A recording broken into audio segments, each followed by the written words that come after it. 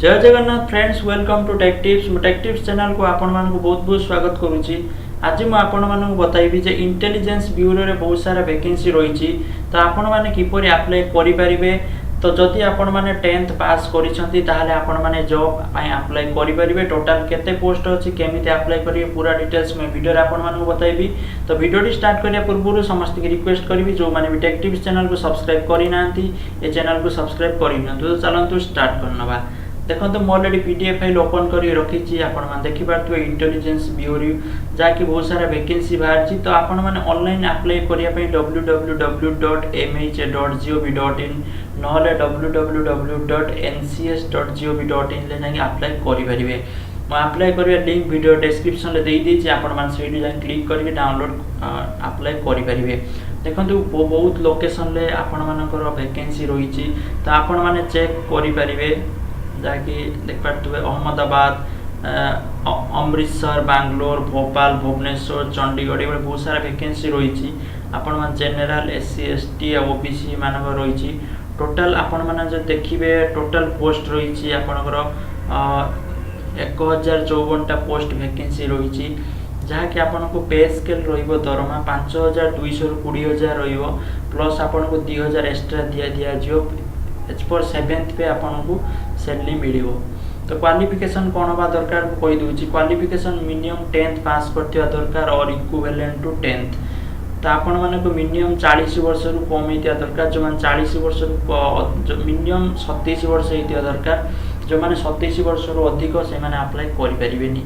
तो ओके रही यही मैंने अप्लाई करेंगे। तो डायरेक्ट जो ऑफिशियल साइट अच्छी से आपको क्लिक करके देखे दूसरी आपण मैंने केमी अप्लाई करेंगे। ता पूर्व मुझे कही रखुच्छी ये आप जो अप्लाई करेंगे आपको 50 टंकार जहाँकि 50 टंका ड्राफ्ट काटापी पड़ो। तो मुझे डायरेक्ट आपको ऑनलाइन साइट रे नहीं जाऊँगी केमी अप्लाई करेंगे। देखो ये ऑफिशियल साइट जो मैंने अप्लाई करेंगे या लिंक मुझे वीडियो डिस्क्रिप्शन में दे देती। तो आप डायरेक्ट क्लिक करके डाउनलोड करे।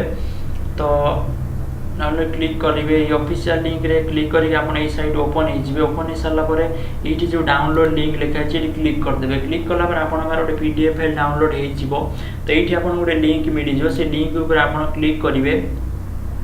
तो क्लिक कलापर आप गोटे नुआ पेज खोलिक आसो। तो सभा तलू स्क्रॉल कर I have understand detail advertisement click करके क्लिक टू प्रोसीड पर क्लिक करदे। तो ये क्लिक करदे आपको लॉगिन आसो। जो मैंने लॉगिन करना ये न्यू रजिस्ट्रेशन आसो। तो न्यू रजिस्ट्रेशन पर क्लिक करदे। तो न्यू रजिस्ट्रेशन पर क्लिक कलापर आप डिटेल्स भरीदे जपरी आप ना ईमेल आईडी मोबाइल नंबर को पोस्ट पर अप्लाई कर। तो पूरा डिटेल्स भरिकी रजिस्टर करदे।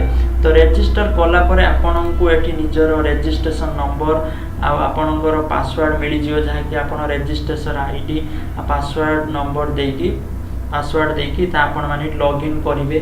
तो लॉगिन करके आपण माने अप्लाई करि परिबे।